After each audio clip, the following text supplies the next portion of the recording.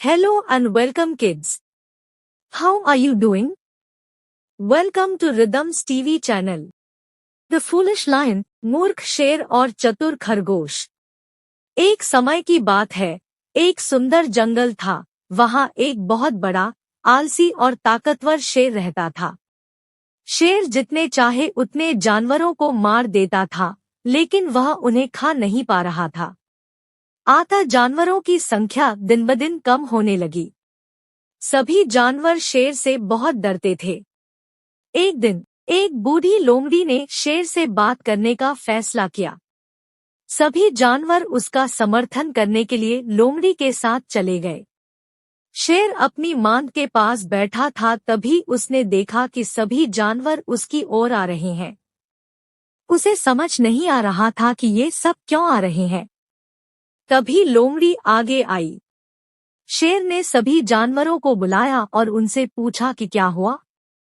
लोमड़ी ने बोलना शुरू किया, हे प्रिय राजा, आप बहुत शक्तिशाली हैं और हमारा बहुत अच्छे से ख्याल रखते हैं, लेकिन हर दिन कई जानवर आपका शिकार बन जाते हैं और अगर ऐसा ही चलता रहा तो हमें डर है कि एक दिन ऐसा आएगा जब जंगल में आपके भोजन के लिए कोई जानवर नहीं होगा।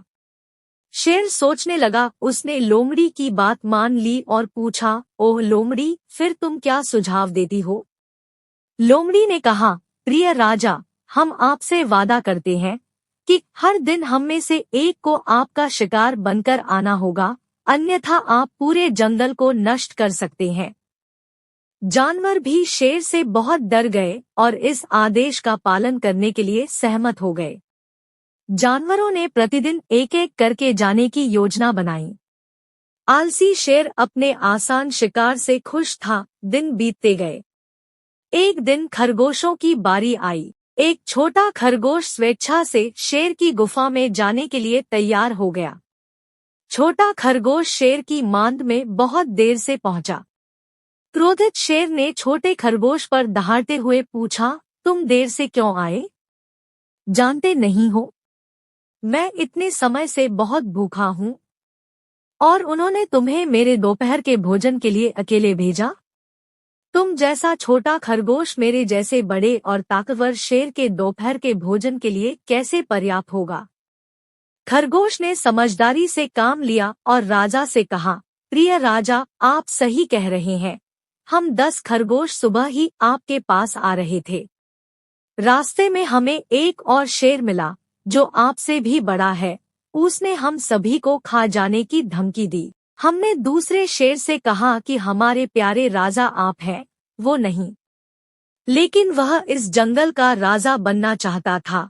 जब हम उससे सहमत नहीं हुए तो उसने 9 खरगोश खा लिए। मैं किसी तरह भागने में सफल रहा और आपको सूचित करने आया। शेर ने गुस्से में खरगोश से पूछा, क्या तुम्हें पता है वह कहाँ रहता है? खरगोश ने हाँ उत्तर दिया और राजा से अपने पीछे चलने को कहा। खरगोश एक पुराने कुएं के पास पहुंचा और राजा से कहा, वह शेर इसी कुएं में रहता है। मूर्ख शेर ने कुएं में झांककर अपनी ही परछाई को दूसरा शेर समझ लिया और जोर से दहाड़ने लगा। खरगोश वहीं खड़ा हो गया और सब कुछ देख रहा था और उसकी योजना को काम करता देख बहुत खुश हो रहा था। फिर भी उसने ऐसा अभिनय किया मानो उसे शेर की चिंता हो रही हो और बोला, प्रिय राजा जी, कृपया प्रतीक्षा करें। मैं आपकी मदद के लिए सभी जानवरों को यहाँ बुलाऊंगा, कृपया अकेले न लड़े। वह आपसे ज्यादा ताकतवर दिखता है। कृपया कुएं में न कूदे।